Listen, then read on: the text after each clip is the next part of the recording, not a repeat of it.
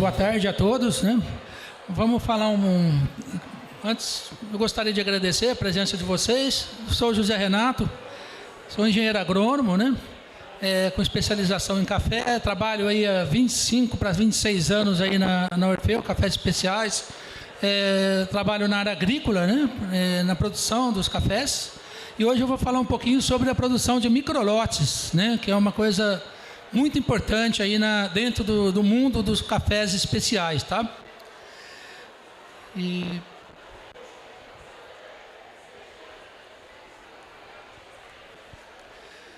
Mas antes eu queria definir o que é um café especial. O café especial é um café com nota de 80 pontos acima, de acordo com a análise sensorial, de acordo com a metodologia da SCAA, que é a Associação Americana de Cafés Especiais. Possui origem definida e precisa ser certificado. Então, para um café ser especial, a gente tem que saber onde ele foi produzido, que fazenda ele foi produzido, de onde veio aquele café. E ele precisa ser certificado. Ele deve ser elaborado com responsabilidade social e ambiental. Então, nós temos uma certificação hoje nas fazendas com sistema de gestão socioambiental, né? Desde 2001. Que foi o ano de fundação também da Associação Brasileira dos Cafés Especiais.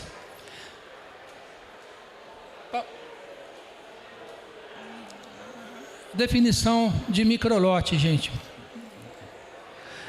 O reconhecimento da importância de um café de qualidade produzido em pequenas quantidades de forma sustentável.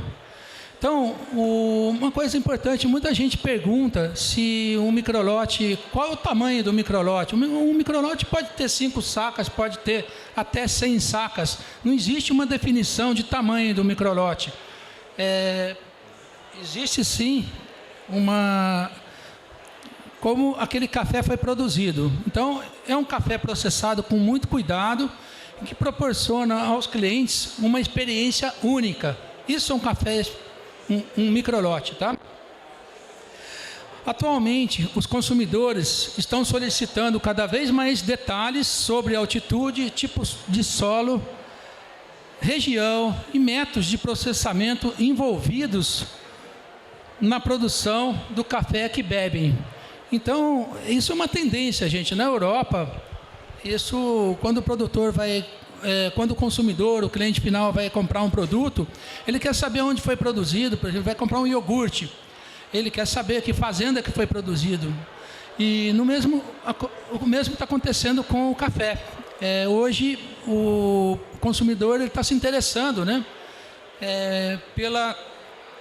Ele quer saber aonde foi produzido, qual a altitude, tipo de solo, região, e está informado para cada vez mais para poder consumir aquele produto. Deixa eu ver aqui, E um café que foi cuidadosamente monitorado ao longo de suas fases de produção e processamento para que o perfil final da xícara possa ser mais controlado e consistente. Quando a gente faz um microlote, a gente tem um maior controle sensorial daquele café, maior controle da qualidade. Com muito barulho. Vamos falar aqui um pouquinho do terroir das fazendas Sertãozinho. O som tá bom aí? Tá? O nosso terroir... Tá dando um pouquinho de... Alô? Melhorou. O terroir é um ambiente no qual está inserida a plantação. O terroir das fazendas Sertãozinho, nós temos um clima ameno, tá? Uma temperatura mais baixa, em função da altitude. Isso proporciona cafés de excelente qualidade, cafés mais aromáticos, né? E um clima mais ameno, mais frio na época da colheita, proporciona doçura na bebida. Nós temos uma topografia de montanha. Quanto mais montanhosa a topografia, mais aromática a bebida e mais complexa a bebida do café. O tipo de solo é muito importante, gente, porque existem solos mais pedregosos, solos menos pedregosos. Onde nós temos solo mais pedregoso, você tem um potássio natural na terra, né? E onde você tem menos pedra, você tem menos potássio, a gente tem que trazer o potássio de fora para poder, que é muito importante para a granação do fruto, tá? Então, tem muita influência na bebida, sim. Altitude. Hoje, todas as lavouras, 100% das lavouras das fazendas Sertãozinho, Rainha, Laranjal, Cachoeira, são lavouras acima de 1.000 metros de altitude, o que proporciona, como eu já disse, cafés mais aromáticos, com maior pontuação. Então, facilita muito a produção de microlotes e a produção de lotes de cafés especiais outra coisa importante são faces ensolaradas. Quando a lavoura está plantada na face norte, seja ela noroeste ou seja ela nordeste e na face norte, nós temos uma maior insolação, maior doçura da bebida. O café reflete todos os aspectos desse lugar. Então, hoje nós temos as fazendas, elas ficam no sul de Minas, município de Botelhos, pega um pouco a região de Poços de Caldas e São Sebastião da Grama. É uma região que chove muito pouco na época da colheita. A colheita ela é feita no mês de maio, junho, julho e agosto. E como não chove nessa época, a gente tem um ganho de qualidade muito grande, um ganho isso é a nosso favor. Essa baixa umidade relativa do ar ajuda muito na qualidade. As fazendas produtoras hoje do café Orfeu são a fazenda Sertãozinho, que fica no município de Botelhos, tem a fazenda Cachoeira, que fica no município de Campestre, elas são juntas, muito próximas uma da outra. Fazenda Conquista também no município de Botelhos, tá? Fazenda Santa Lúcia fica em Serrania, também próximo em Botelhos, tudo com o mesmo terroir, tá? E a Fazenda Laranjal no município de Poços de Caldas e a Fazenda Rainha no município de São Sebastião da Grama. Uma fazenda de café, ela é dividida em talhões ou glebas. Cada talhão, cada área de café é uma parte homogênea daquela plantação, né? Então, normalmente, em um talhão de café, nós temos pés da mesma variedade, todos plantados no mesmo ano de plantio, né? No mesmo ano. E hoje, olha que interessante, gente. Aqui nós temos a Fazenda Sertãozinho, 55 talhões, áreas de café. Esses 55 talhões são áreas que têm altitudes diferentes, que podem variar de 1.000 metros a 1.300 metros de altitude. São áreas que têm quase 30 variedades diferentes. Por exemplo, cada talhão desse pode ser catuaí, pode ser catucaí, pode ser arara, pode ser bourbon amarelo, são uma infinidade aí de variedades. E quando a gente colhe, na produção de microlotes, esses cafés têm que ser colhidos separados.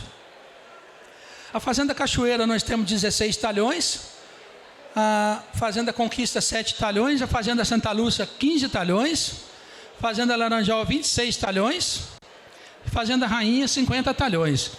E quando a gente soma isso, nós temos um total de 169 talhões diferentes de café. Isso seria, como eu já disse, são glebas diferentes, de diferentes variedades, diferente altitude, diferente passo de exposição solar, diferente tipo de solo. Quer dizer, então, cada talhão desse vai proporcionar uma bebida, um microlote diferente. E só que um talhão ele não dá uma única amostra de café, ele pode dar até 3 amostras, 4 amostras de café, porque você tem um café natural, você tem cereja natural, você tem café cereja descascado, você tem café cereja desmucilado. Hoje tem uma tendência de fazer cafés fermentados, quer dizer, então um único talhão pode ter 5 amostras. Se a gente multiplicar 169 talhões por 3, 4 amostras de café cada talhão, a gente tem aí um número acima de 500 microlotes por ano. E isso, gente, esses microlotes, quando eles são colhidos, que vão para o processamento via úmida, depois para a secagem, quando eles atingem 11,5% de umidade, as amostras vão para o laboratório, né, da fazenda, onde a gente faz análise sensorial. E cada microlote ele tem uma pontuação, a gente tem ver quanto de corpo tem aquele café, quanto de acidez, quanto de doçura, para que a gente possa fazer um mapeamento sensorial e usar esses microlotes no futuro, os blends, né? Ou até mesmo comercializar esse microlote como uma edição especial ou um microlote reserva, como eu vou explicar daqui a pouco para vocês. Aqui.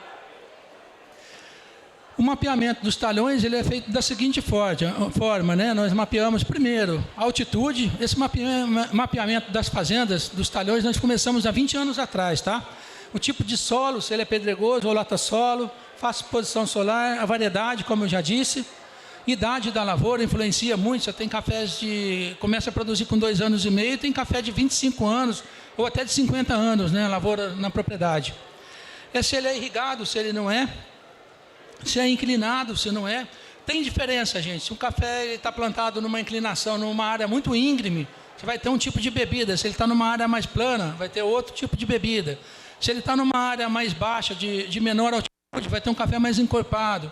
Um café com maior altitude, mais ácido. Então, isso influencia muito a bebida. E o espaçamento também. Hoje nós temos aí... O que influencia o espaçamento? Maior número de plantas por hectare, a gente tem o espaçamento adensado, né? Se a gente tem um menor número de plantas por hectare, já é um espaçamento convencional, né?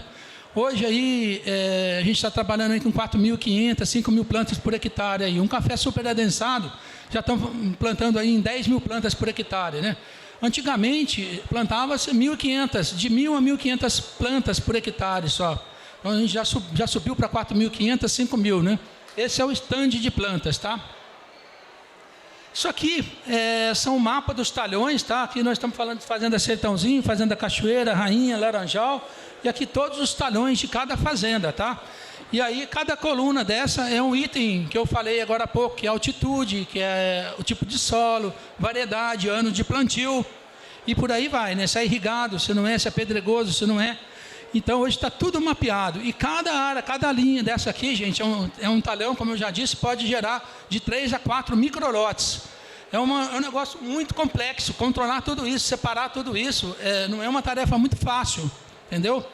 Então, mas depois eu vou mostrar que vale a pena. Por que vale a pena a gente trabalhar e acreditar nessa produção de microlotes? Novas variedades foram introduzidas nas fazendas, né? Aqui eu vou citar algumas delas. Deixa eu ver aqui, ó. A arara hoje é uma variedade que tem 50% de Sachi-Mor. É uma variedade fantástica aí para cultivo orgânico, tá? E a gente já ganhou alguns concursos de qualidade com ela. Um café que tem um potencial de bebida fantástico, tá? Nós tivemos já, eu vou mostrar mais para frente, um café arara que atingiu 94 pontos na Associação Brasileira de Cafés Especiais, na BSA, num concurso de qualidade. Eu vou mostrar depois para vocês.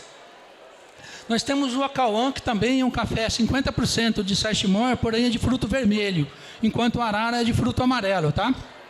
Nós temos o Japi é um catucaí. Catucaí é o cruzamento do catuaí com o icatu, tá? E vamos ver o próximo. O sabiá também é um cruzamento novo, também temos o seriema, que ele é até de um café de uma outra espécie, que não é nem arábica e nem canéfora, é da espécie seriema, é da espécie racemosa, tá? É uma outra espécie de café, nós já temos plantado também na fazenda.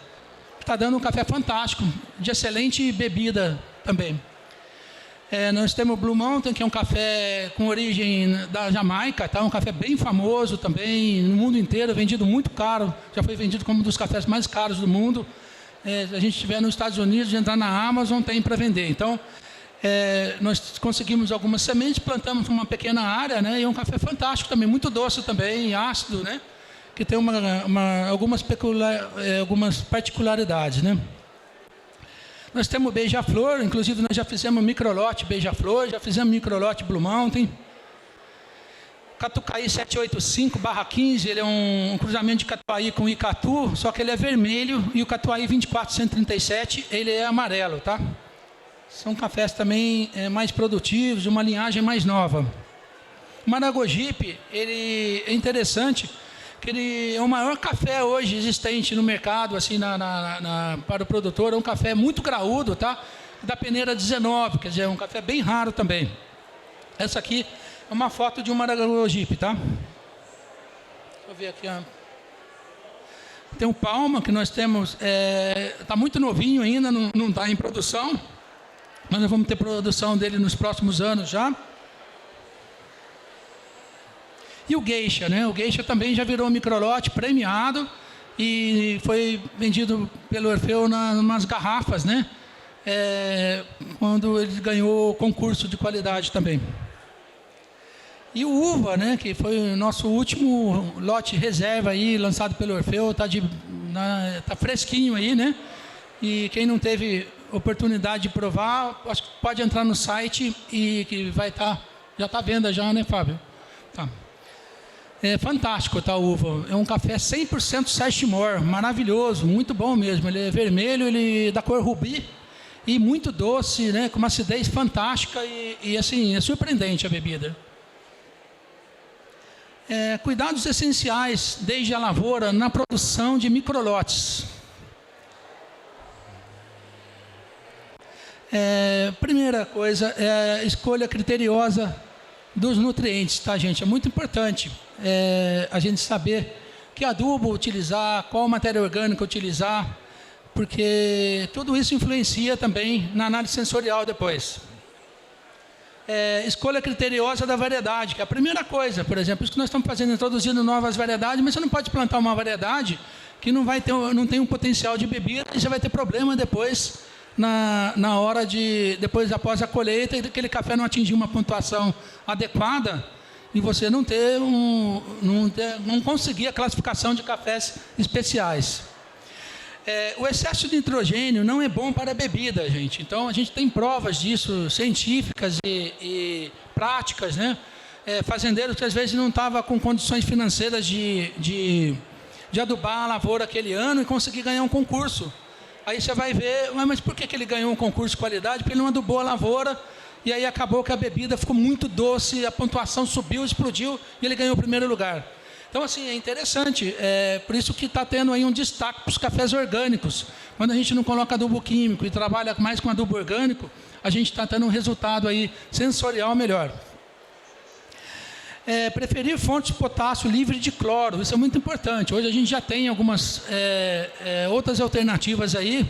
O cloro, ele inibe a principal enzima que ajuda na qualidade do café. Então, se a gente puder utilizar fontes de potássio, como sulfato duplo potássio magnésio, que não tem o cloro, ao invés de cloreto de potássio, muito melhor.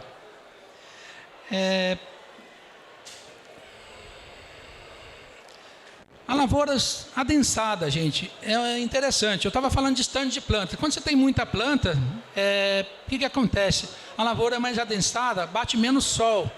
Então, demora mais para enxugar o orvalho da planta. E se o café, você tem frutos na planta, e ela fica com aquele grão úmido do orvalho, até 11 horas da manhã, até o sol levantar para poder enxugar aquilo, você vai ter problema de bebida. Então, a hora que vai colher aqueles frutos, leva para o terreiro e faz a prova de xícara, nós temos uma bebida riada. Então, tem que tomar muito cuidado. Uma sugestão para quem tem café adensado é fazer uma colheita, antecipar essa colheita, colher o mais cedo possível, quando ele está em cereja, para não deixar o café passa ou seco fermentar na árvore, tá? Então, lavouras mais espaçadas, bate mais sol, não tem esse problema de bebida. Lavouras mais adensadas são mais sombreadas, demora mais tempo para secar o orvalho, tem risco aí de comprometer a bebida. Quanto maior o teor de Brix, antes de iniciar a colheita, melhor. Quer dizer, então, assim, na época da colheita, a gente tem que deixar o café amadurecer o máximo que a gente conseguir. Se puder ter a ajuda de um refratômetro para medir o Brix do café e ver que está no auge da doçura, aí sim a gente inicia a colheita. Se tem ainda muitos grãos verdes ou o café ainda não está no ápice da maturação, esse Brix está baixo, vai estar com 17, 16, a gente não aconselha colher nesse ponto. Mas bem maduro, ele está sempre acima de 24, chegando até 29 de Brix aí, na polpa do grão, tá? Então, eu sugiro para o Brix o produtor ter a ajuda de um refratômetro, tá? E, muito importante, colher com baixa porcentagem de verdes. Verde é grão imaturo, atrapalha a bebida também. Colher um talhão de café por vez, porque não dá para você começar uma colheita na fazenda e colher todos os talhões de uma única vez, você não vai fazer microlote. Então, colhe aquele talhão, separa, terminou de colher aquele talhão, passa para o próximo talhão. Assim você vai fazendo microlotes em toda a fazenda. E lavar, secar, armazenar os lotes separadamente. Isso é muito importante também. Os cuidados pós-colheita. A gente tem os controles, né, na propriedade. Isso é muito importante, eu vou passar bem rápido. Porque para a gente produzir microlotes tem que ter um controle de rastreabilidade. Não dá para fazer vários microlotes, não dá para fazer café especial se você não tiver rastreabilidade na propriedade. Então, a primeira coisa é um controle do recebimento. O que eu preciso? Quando esse café sai da lavoura, ele tem que sair com uma identificação. Ele tem que saber de qual talhão ele foi colhido, que dia ele foi colhido, para ele já entrar no terreiro com uma rastreabilidade. Tá? Isso vai ligar com todos os documentos que eu vou passar aqui nas próximas apresentações. Aqui é o controle de viagens da lavoura, onde a gente identifica aqui se a carreta foi limpa, se não foi, o nome do transportador, data da colheita, variedade, número de viagem, hora da saída, o nome do talhão, tá vendo? O responsável pelo carregamento. Aqui é outro documento de lavagem e separação. Quando a gente vai lavar o café, se eu não tiver com o maquinário limpo, como é que eu vou lavar o café? Vai ter grãos do dia anterior, vai contaminar todo o café, quer dizer, não estou perdendo completamente a qualidade. Então, a primeira coisa, tem que estar limpa a máquina e registrado num documento que eu fiz essa limpeza, para entrar o próximo lote e que não tenha grãos remanescentes, né, da safra do dia anterior. Esse aqui é o controle de limpeza de lavador que eu acabei de falar. Aqui é o nosso despolpador, tá? Quando a gente colhe, no início da safra, a gente colhe o café cereja. Esses aqui são despolpadores colombianos da marca Penagos. São despolpadores onde borracha comprime o grão, tirando a casca e fazendo um café cereja descascado, um café cereja desmucilado de muita qualidade. A secagem no terreiro também tem todo um processo, sabe? Tudo controlado para poder ter um microlote de altíssima qualidade. E a gente, quando o café atinge 11,5% a 12% de umidade, esse café é recolhido para as tulhas de madeira, onde ele descansa mais um pouquinho antes de ser beneficiado. Aqui é o controle de café no terreiro. Também a gente controla aqui toda a rastreabilidade para que a gente possa ter o microlote, né, de forma separada e definida, né? Aqui é controle de amostra do terreiro. Aqui é a foto de um trabalhador na fazenda Sertãozinho, que são cafés cereja descascados, né? Aí cada lote desse de café tem a plaquinha, tá? Uma placa de identificação para a gente não perder a rastreabilidade desse café.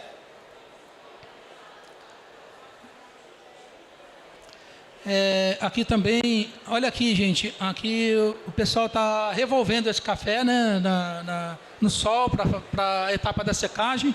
E está vendo aqui as plaquinhas, ó. Cada lote de café desse, ele tem uma identificação.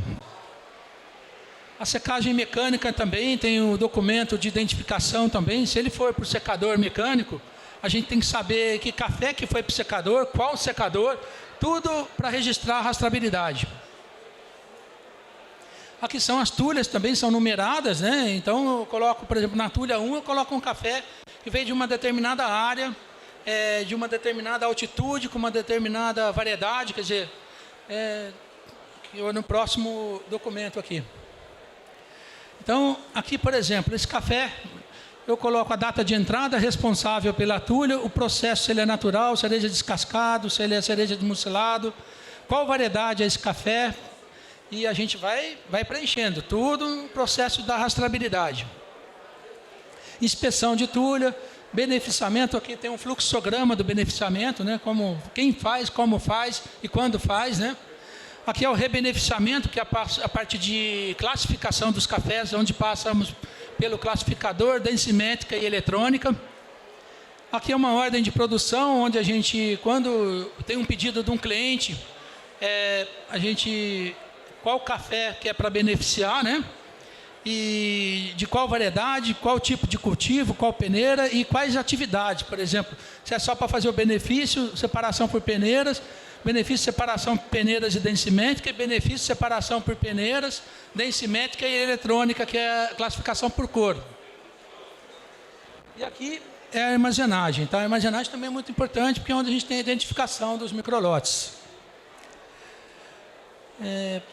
Aqui é a identificação da amostra, então essa amostra vai para a sala de prova, lá a gente tem, eu vou mostrar mais à frente toda a análise sensorial que é feita, como é feita, e a amostra tem que ter essa etiqueta, né?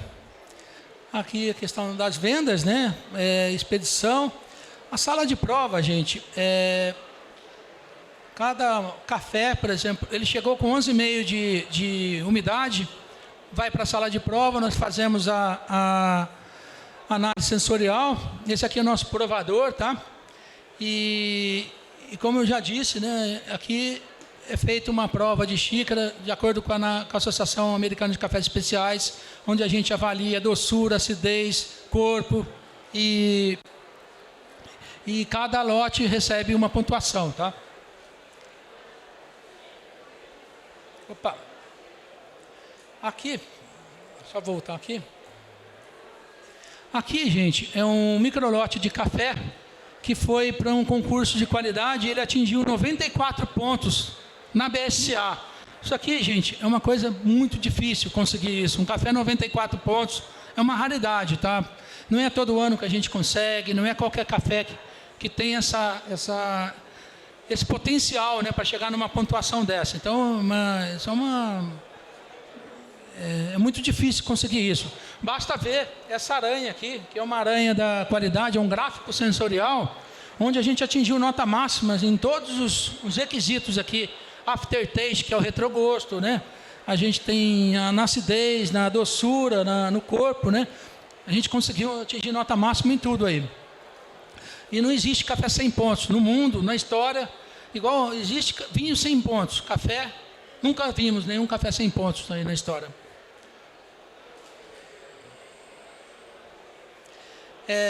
Aqui a gente vou mostrar como que é feita uma ficha técnica de um microlote, tá?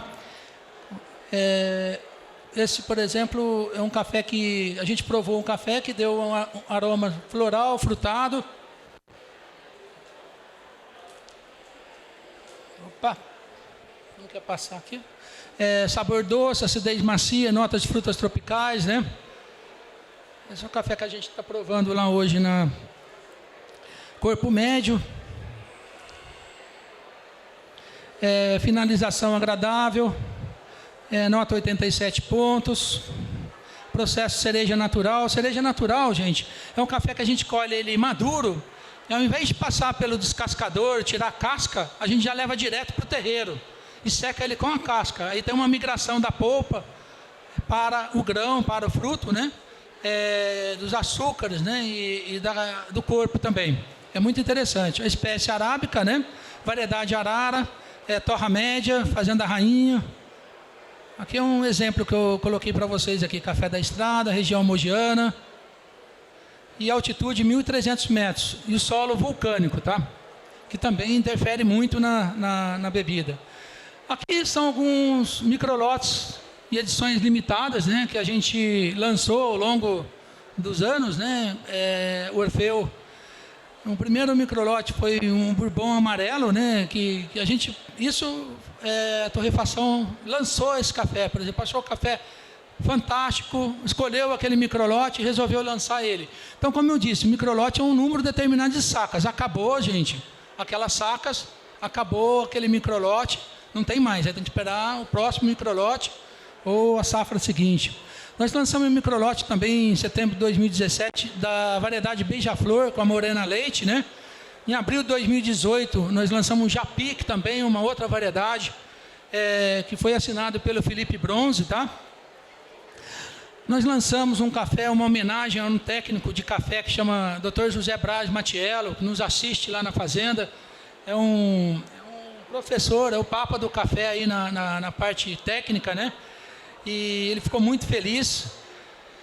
E lançamos também um bourbon aqui foi um blend, foram 2 microlotes, um microlote de Bourbon com blend blendado com um microlote de Arara, onde o chefe Alberto Landgraf escolheu esses 2 lotes e falou, dá para misturar os 2, e ele continuou sendo um café microlote, ele blendou os 2, mas eram 2 lotes pequenos, né, e que foram blendados, e nós fizemos um Bourbon Arara aqui, assinado por esse chefe renomado aí, que é o Landgraf.